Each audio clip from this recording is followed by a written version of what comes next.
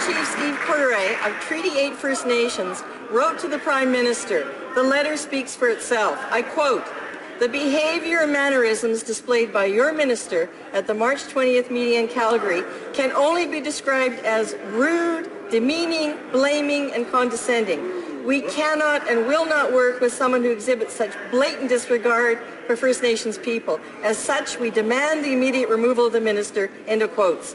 Will the Prime Minister take responsibility for his minister's actions?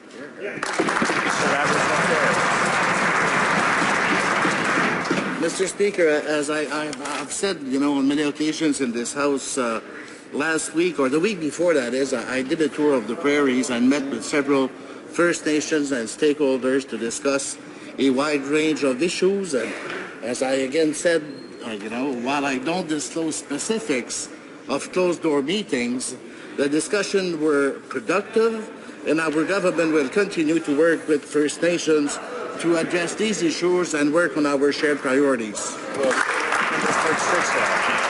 Speaker, it's clear that the meetings were anything but productive when you hear from the First Nations leaders who met with this minister. Let's go back to the words of Grand Chief Steve Corderay. Quote, "The Minister of Aboriginal Affairs' responses and attitude strongly reflects the very same attitude that resulted in Indian residential schools." Shameful. End of quote. These, Mr. Speaker, are very strong words. Words that must be acknowledged by the Prime Minister. So let me repeat the question. Will the Prime Minister take responsibility for the shameful actions that we've seen from this minister? The Honourable Minister for Aboriginal Affairs.